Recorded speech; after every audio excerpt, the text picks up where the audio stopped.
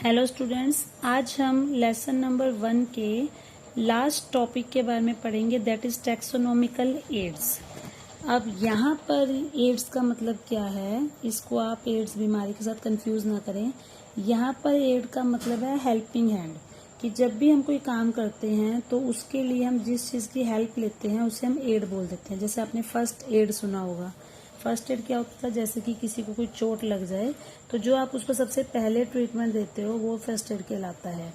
इसी तरह से अगर आपने टीचिंग एड सुना हो तो टीचिंग एड का मतलब होता है, जैसे कोई टीचर है वो अपनी टीचिंग को इजी बनाने के लिए अगर किसी पोस्टर की या किसी मॉडल की या किसी चार्ट की सहायता ले रहे हैं तो वो उसका टीचिंग एड है।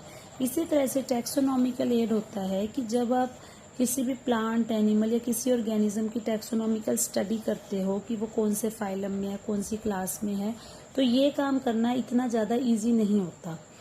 सुनने में लगता है, लेकिन किसी एक ऑर्गेनिज्म को स्टडी करना बहुत ही ज़्यादा डिफिकल्ट काम है, क्योंकि एक तो आपको ये पता होना चाहिए कि उसकी करेक्ट क्लासिफिकेशन क्या है, कि एग्जैक्टली वो किस फैमिली, किस ऑर्डर, किस क्लास में आ रहा है, और साथ ही साथ उस ऑर्गेनिज्म को आप आइडेंटिफाई भी इजिली कर पाओ।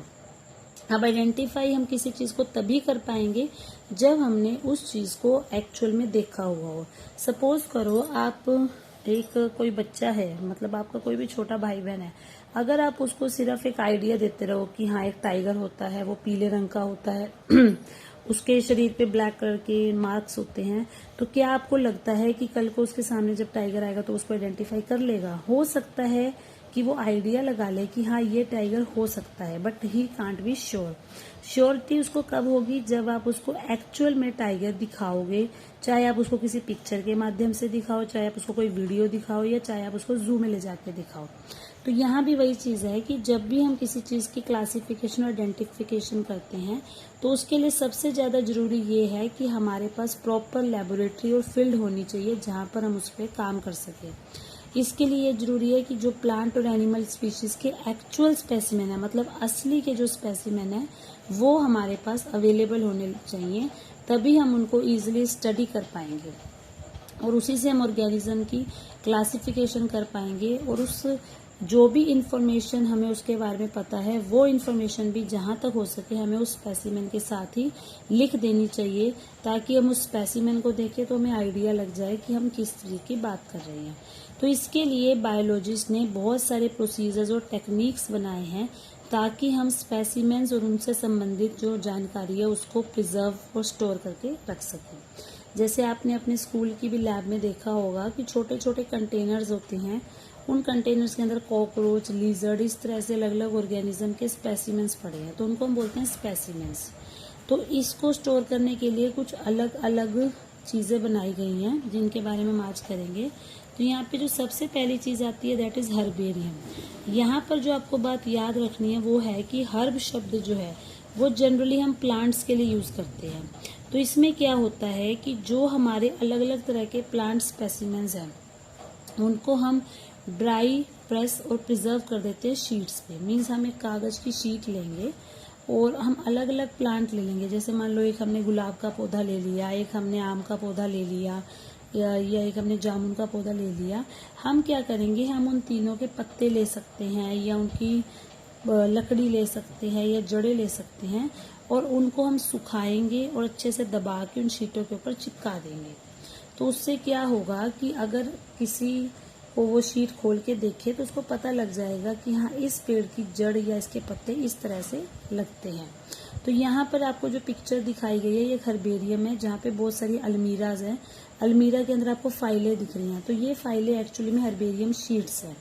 यहाँ पे आपको दिख रहा होगा कि इस पे पत्ते जैसे बना रखे हैं। मीन्स अलग अलग शीट पे हम अलग अलग प्लांट की जो इन्फॉर्मेशन है वो नीचे लिख देंगे और ऊपर हम उसे प्लांट की पिक्चर चिपका देंगे। मान लो हमने यहाँ पर रोज के पत्ते चिपका दिए, तो नीचे हम लिख देंगे कि इसका नाम, बायोलॉजिकल नाम क्या है, ये किस फैमिली, किस ऑर्डर, किस जीनस का है।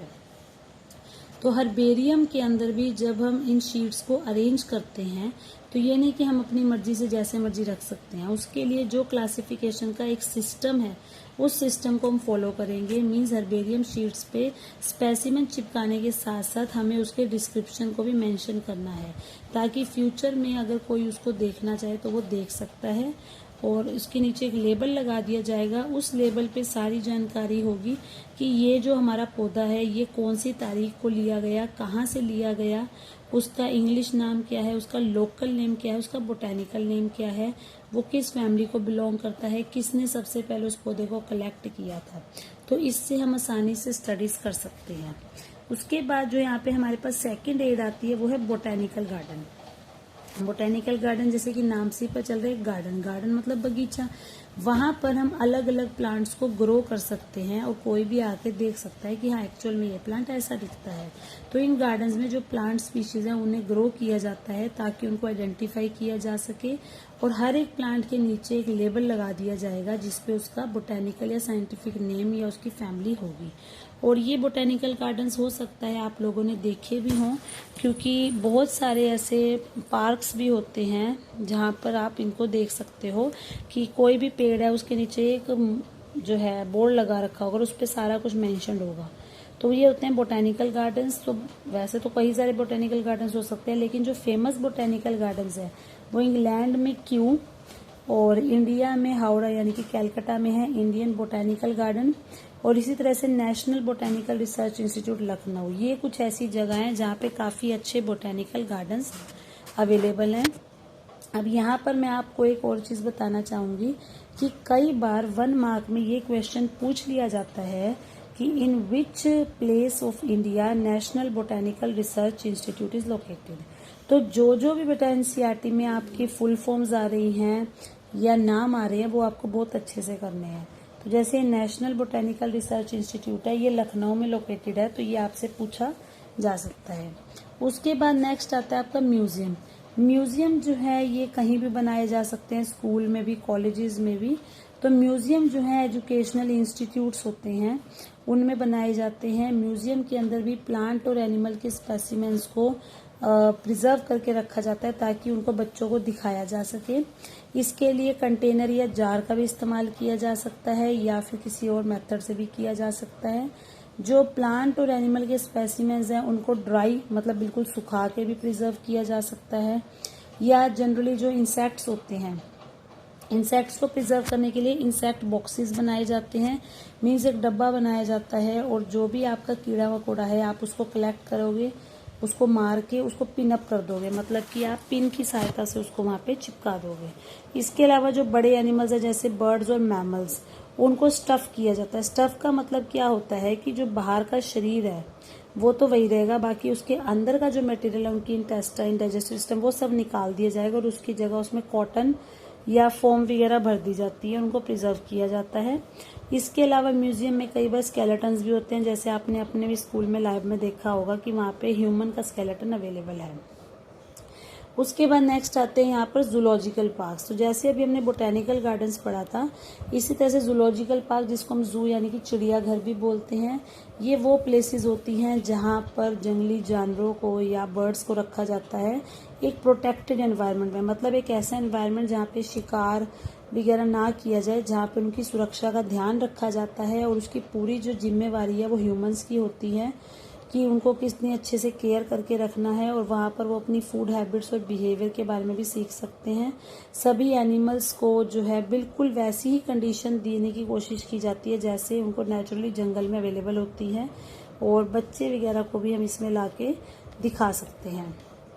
उसके बाद जो नेक्स्ट इसमें एड आती है दैट इज की में हम क्या करते हैं, जैसे आपने 10th में हेरिडिटी वाला लेसन पढ़ा था, उसमें आपने देखा था कि कोई भी प्लांट है वो टोल भी हो सकता है, ड्वार्फ भी हो सकता है, मतलब लंबा भी हो सकता है, बोना भी हो सकता है। तो यहाँ पर भी क्या करते हैं, किसी भी प्लांट और एनिमल को उसकी सिमिलैरिटी और डिससिमिलैरिटी के आधार पर आइडेंटिफाई करने के लिए कीज बनाई जाती हैं। तो की में भी क्या करते हैं कि किसी भी चीज जिसको आप स्टडी कर रहे हो, हम उसके 2 कंट्रास्टिंग कैरेक्टर ले लेते हैं। कंट्रास्टिंग मतलब ऑपोजिट। जैसे अभी मैंने बताया कि अगर आप उसी, जैसे सपोज मैं बात करती हूँ गुलाब की, गुलाब का पौधा है, अगर एक आप उसका लंबा पौधा ले रहे हो तो एक आप उसका बिल्कुल छोटा पौधा लोगे, और फिर उसके बाद उन दोनों में हम कंपैरिजन करके जो बेस्ट ऑप्शन होगी उसको सिलेक्ट करेंगे और दूसरे को रिजेक्ट करेंगे।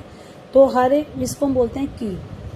तो इसमें भी अलग अलग टैक्सोनॉमिक कैटेगरी के लिए हम अलग अलग टैक्सोनॉमिक कीज बना सकते हैं, जिससे कि हम उनको अच्छे से आइडेंटिफाई कर सकें और हमें ये भी पता लग सकता है कि उस पौधे या उस एनिमल में कितनी वैरायटी अवेलेबल हो सकती है। मीन्स वहाँ से हम एनालाइज कर सकते हैं, अंदाज़ा लगा सकते हैं। इसके अलावा कुछ और भी टैक्सोनॉमिकल एड्स होते हैं, जैसे कि फ्लोरा। जो फ्लोरा होते हैं वो मेनली होते हैं प्लांट्स के लिए। मतलब फ्लोरा के द्वारा आप ये पता लगा सकते हो कि कौन सा प्लांट किस जगह एक्चुअल में पाया जाता है, कितनी उसकी स्पीशीज वहाँ अवेलेबल है। मैनुअल के द्वारा आप ये पता लगा सकते हो कि किसी पर्टिकुलर एरिया में कौन कौन सी स्पीशीज पाई जाती हैं, उनके क्या नाम है। इसी तरह से मोनोग्राफ्स होते हैं जब आप किसी एक टैक्सोन के बारे में जानकारी लेना चाहते हो, या कैटलॉग। जैसे जनरली क्या होता है, जब हम कहीं घूमने जाते हैं, मान लो कोई ऐसा एरिया जो हिली एरिया है और वहाँ कोई आसपास टी स्टच होते हैं, तो वो आपको एक कैटलॉग देते हैं, कॉपी सी दे देते हैं। उस कॉपी के अंदर आपको सब कुछ बताया जाता है। जैसे मैं आपको एक सिंपल सा एग्जांपल देती हूँ। मान लो आप दिल्ली जाते हो, दिल्ली में आप जब लाल किला के पास जाओगे तो वहाँ पर आपको बहुत सारे गाइड मिलेंगे। तो वो गाइड आपको एक कॉपी दिखाते हैं, उस कॉपी में वो सारा कुछ दिखाएंगे कि दिल्ली में क्या क्या चीज़ें हैं। वहाँ पे लोटस टेम्पल है, वो है, और वो आपको आइडिया देंगे कि आप ये देख सकते हो, आप ये देख सकते हो। तो वही चीज़ यहाँ पर है कि आपको किसी एरिया की जानकारी चाहिए कि इस एरिया में कौन कौन से जानवर या कौन कौन से पौधे पाए जाते हैं, तो वो आपको एक बुकलेट बना के दे देंगे और उस बुकलेट में सारी जानकारी दे दी जाती है कि इस एरिया में ये वाला पौधा या ये वाला जीव जंतु मिल सकता है, इतनी इनकी प्रजाति है, इतनी इनकी संख्या है। तो ये सारे जो हमारे टैक्सोनॉमिकल एड्स हैं, ये हमारी टैक्सोनॉमी की जानकारी और हमारी जो नॉलेज है उसको इंक्रीज करने में हेल्प करते हैं।